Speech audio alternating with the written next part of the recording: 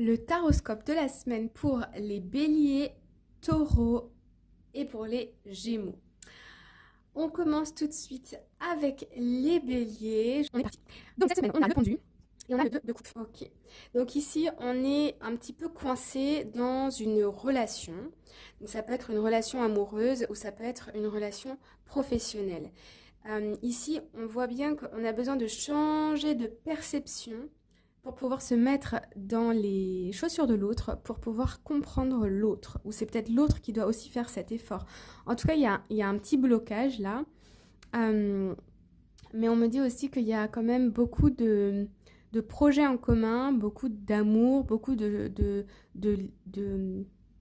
lien fort, que ce soit pro, perso, ou voilà, ou amoureux. Mais ici, il y a un petit blocage. Les choses sont un petit peu bloquées. Je vais quand même retirer une carte pour vous rapidement. Les béliers, les commentaires. Hop. Okay. Ça peut être par rapport au financier, par rapport à une perte, un manque. C'est ce qui va générer des conflits. Donc pour pouvoir régler ça, il va falloir s'attaquer à ce problème-là. Ok. Les taureaux, cette semaine, on a la 5 de bâton et on a la reine de bâton. Alors, ici, avec la 5 de bâton, ça nous dit qu'il y a beaucoup d'effervescence, il y a beaucoup de mouvements, d'agitation. On peut nous parler aussi de conflit, mais c'est plutôt ici, avec la reine de bâton, on est quand même 2 fois dans le bâton, donc c'est une énergie de feu. Il y a beaucoup d'énergie à canaliser ici.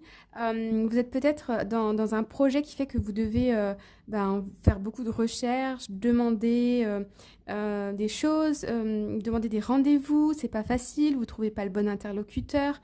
Il y a un peu ces choses-là. Mais avec la reine de bâton, on voit quand même que vous avez cette énergie à consacrer à un peu ce bordel ici. Vous avez cette envie. Donc quelque part, c'est positif dans le sens où vous allez débloquer une situation, mais ça va bouger cette semaine, quoi. Ça va être le feu. Gémeaux. Les Gémeaux, on a la carte de la force et on a la 7 de bâton, de bébé, pardon.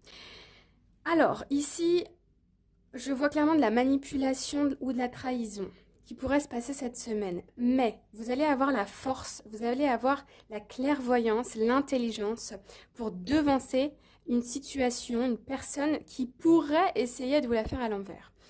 On peut nous parler aussi pour d'autres personnes ici de progression, d'évolution dans une situation. Vous allez être plus confiant, il y a une espèce de transformation intérieure qui se passe ici.